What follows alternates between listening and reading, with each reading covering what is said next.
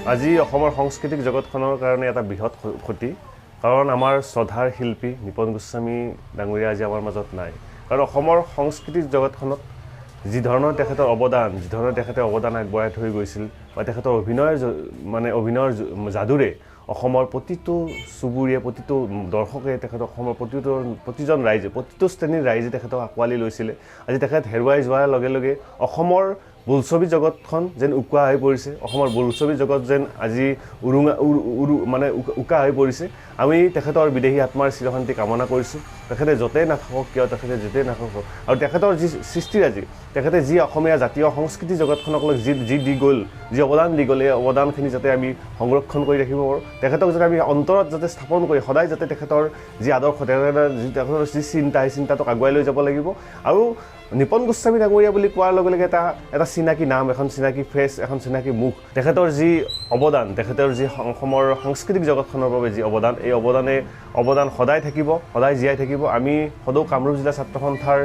তেখেতৰ মৃত্যুত আমি গভীৰ শোক প্ৰকাশ কৰিছোঁ আৰু শোকসন্তপ্ত পৰিয়ালটিলৈ আমি সমবেদনা জ্ঞাপন কৰিছোঁ আৰু তেখেতৰ বিদেহী আত্মাৰ চিৰশান্তি কামনা কৰিছোঁ আজি অসমৰ সাংস্কৃতিক জগতখনৰ কাৰণে এটা বৃহৎ ক্ষতি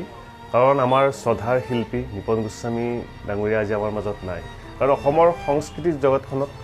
যি ধৰণৰ তেখেতৰ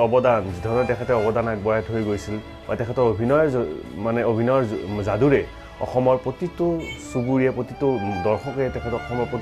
প্ৰতিজন ৰাইজে প্ৰতিটো শ্ৰেণীৰ ৰাইজে তেখেতক আঁকোৱালি লৈছিলে আজি তেখেত হেৰুৱাই যোৱাৰ লগে লগে অসমৰ বোলছবি জগতখন যেন উকা হৈ পৰিছে অসমৰ বোলছবি জগত যেন আজি উকা হৈ পৰিছে আমি তেখেতৰ বিদেহী আত্মাৰ চিৰশান্তি কামনা কৰিছোঁ তেখেতে য'তেই নাথাকক কিয় তেখেতে য'তেই নাথাকক আৰু তেখেতৰ যি সৃষ্টিৰাজি তেখেতে যি অসমীয়া জাতীয় সংস্কৃতি জগতখনক যি দি গ'ল যি অৱদান দি গ'ল এই অৱদানখিনি যাতে আমি সংৰক্ষণ কৰি ৰাখিব পাৰোঁ তেখেতক যাতে আমি অন্তৰত যাতে স্থাপন কৰি সদায় যাতে তেখেতৰ যি আদৰ্শ তেখেতৰ যি চিন্তা সেই চিন্তাটোক আগুৱাই লৈ যাব লাগিব আৰু নিপন গোস্বামী ডাঙৰীয়া বুলি কোৱাৰ লগে লগে এটা চিনাকি নাম এখন চিনাকি ফেচ এখন চিনাকি মুখ তেখেতৰ যি অৱদান তেখেতৰ যি অসমৰ সাংস্কৃতিক জগতখনৰ বাবে যি অৱদান এই অৱদান সদায় থাকিব সদায় জীয়াই থাকিব আমি সদৌ কামৰূপ জিলা ছাত্ৰ সন্থাৰ